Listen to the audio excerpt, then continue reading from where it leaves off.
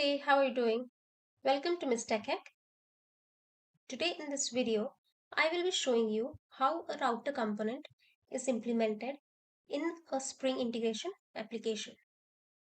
A bonus tip: are you in a hurry to learn Spring integration? Well, I have good news for you all who want to understand the fundamentals of Spring integration.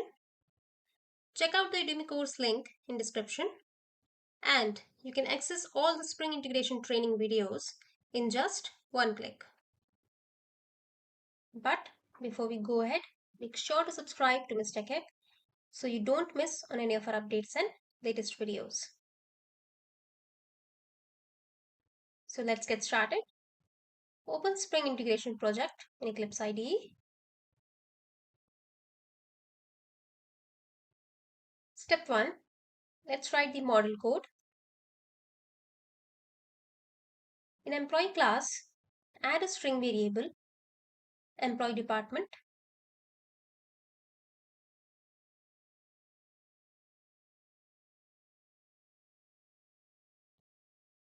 Let's generate getter setter for the same. Right click, Source, Generate Getters and Setters.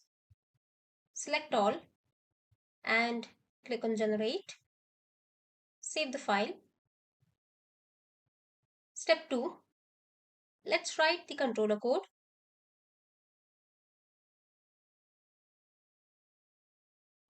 In Employee Controller class, let's add the code for router.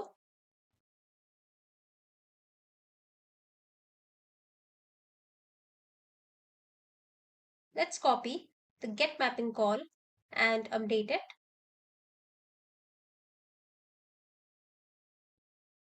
Change the path variable name to get employee department.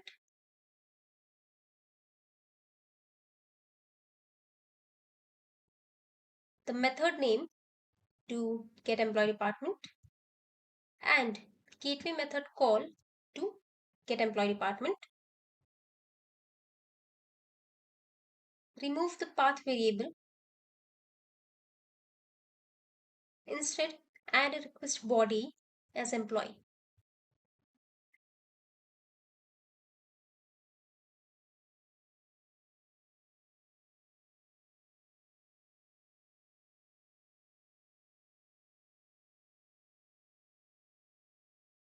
Step 3. Let's write the gateway code. In employee gateway interface, copy the filter code and update the comment.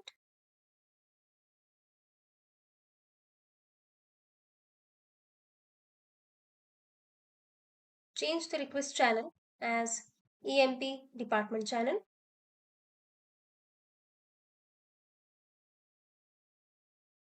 And method name to get employee department with parameter passed as employee object.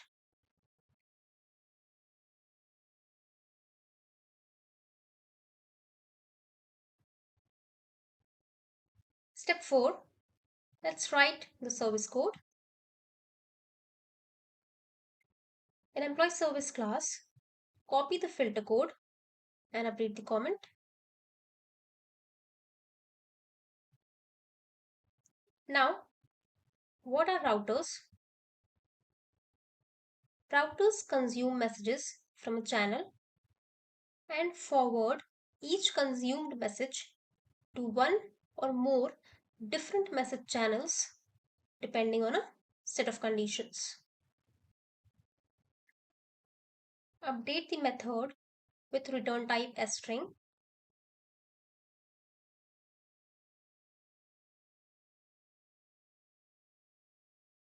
And also pass a message parameter of type message of employee.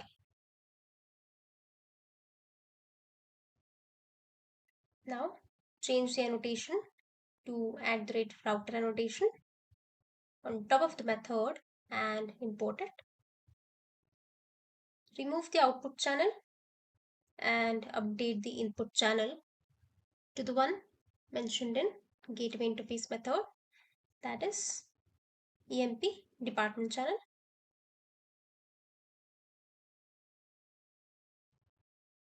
Oops, I have updated the wrong method.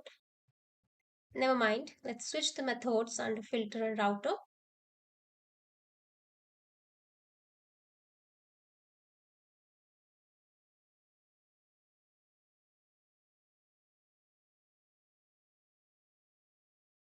Okay, so the request goes from the request channel of gateway to the input channel of service. Now, let's implement the router code. Add a department route string as null and return it.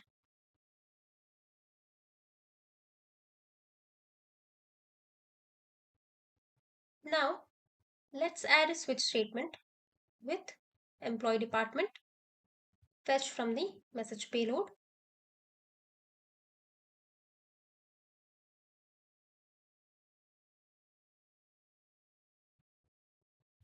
Add a case for sales department where department route will be sales channel.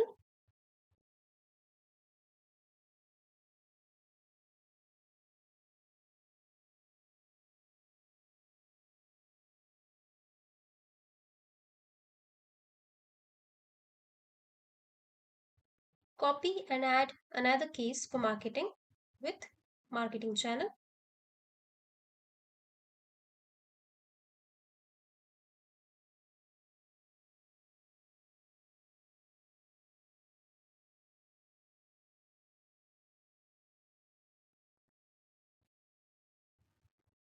Step 5.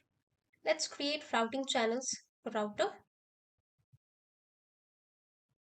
Go up and copy service activator code.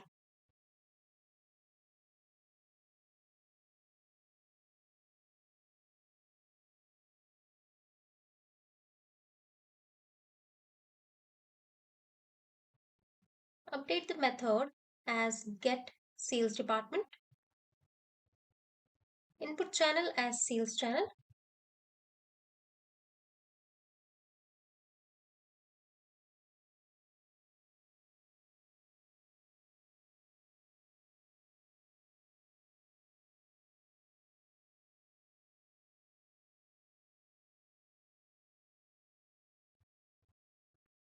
Use message builder class to create a new message with sales department.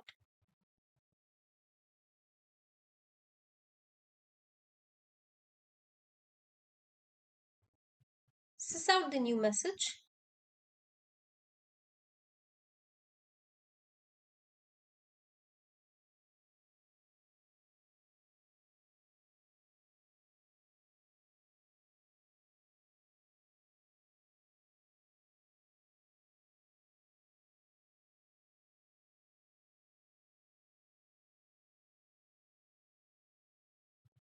And also send it to the reply channel.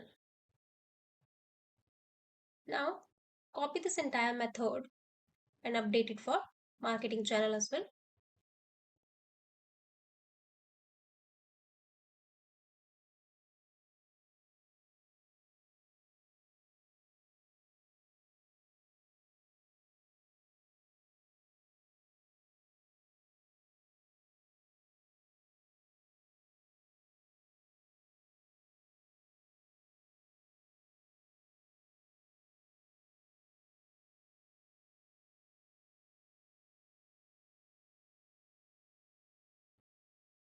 So now we have the two routing channels ready and the routes ready.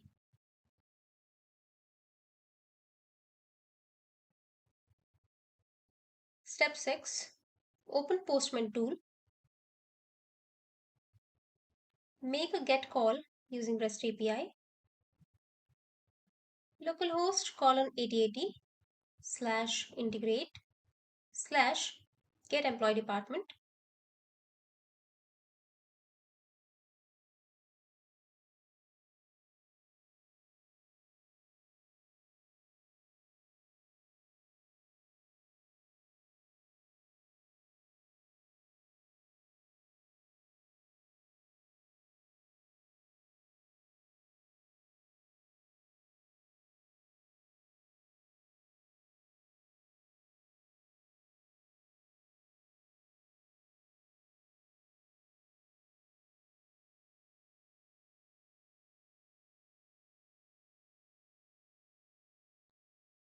Pass an employee object as the body with employee department as sales.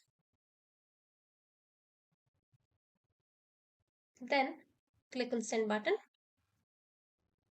You can see we got the message sales department in the output. Go back to Eclipse. You can see in console log we got the output from the sales department. Let me fetch the payload and print it using sysout.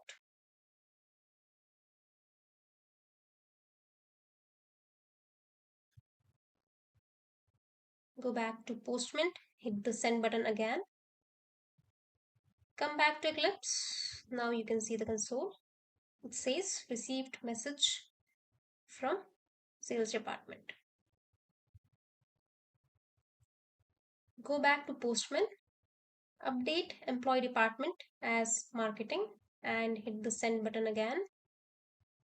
You see we got the message marketing department in the output.